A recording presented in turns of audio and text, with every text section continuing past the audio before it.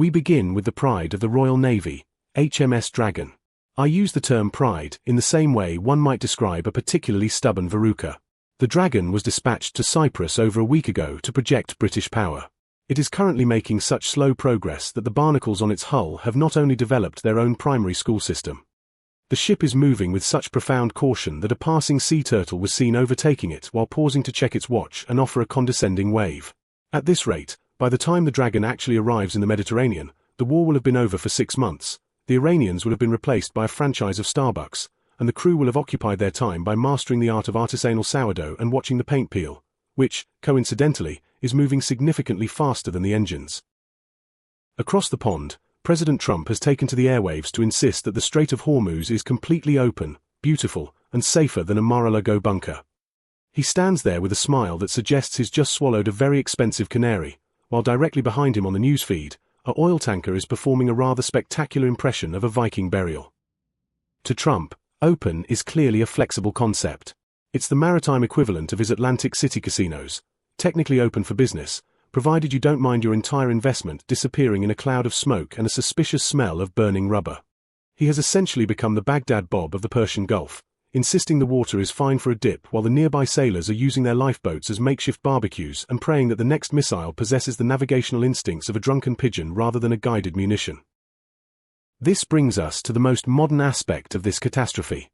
It has been noted by several progressive thinkers in the Pentagon that this conflict is actually the world's first truly trans war.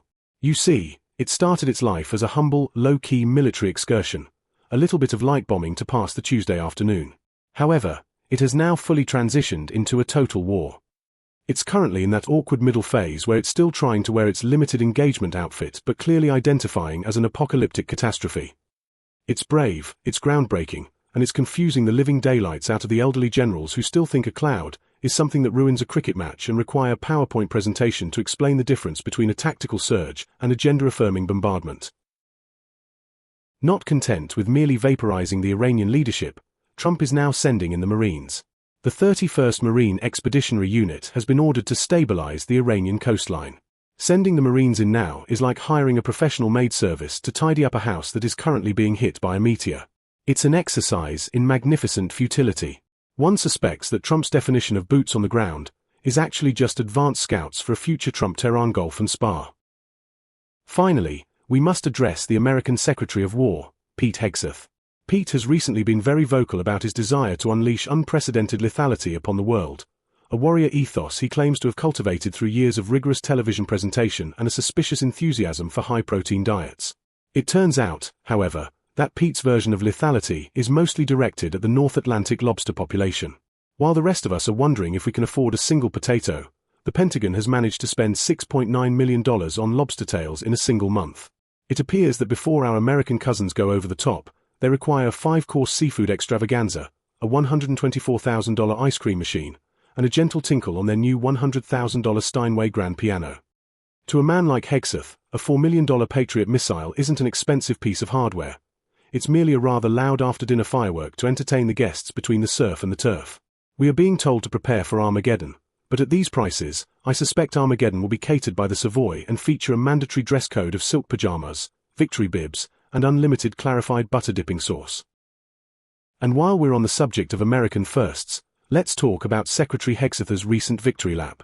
Pete has been puffing out his chest at the Pentagon, claiming that the US sinking of an Iranian vessel is the first time an enemy ship has been sent to the bottom by a torpedo since the Big One, World War II.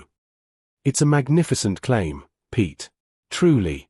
It's just a shame it's about as historically accurate as a Tudor documentary starring Mickey Mouse. You see, back in 1982, while the Americans were busy deciding whether or not to actually help us in the Falklands, a little boat called HMS Conqueror had a go. They sank the ARA General Belgrano with 2 torpedoes. And here's the delicious part, Pete, the Belgrano was actually the USS Phoenix. It was a Brooklyn-class cruiser that survived the attack on Pearl Harbor. So, not only are you 44 years late to the torpedo party, but the most famous ship we ever sank was one of yours that the Japanese couldn't even touch. It's a bit rich for the Americans to claim a first, when they clearly haven't been keeping up with the naval ledger.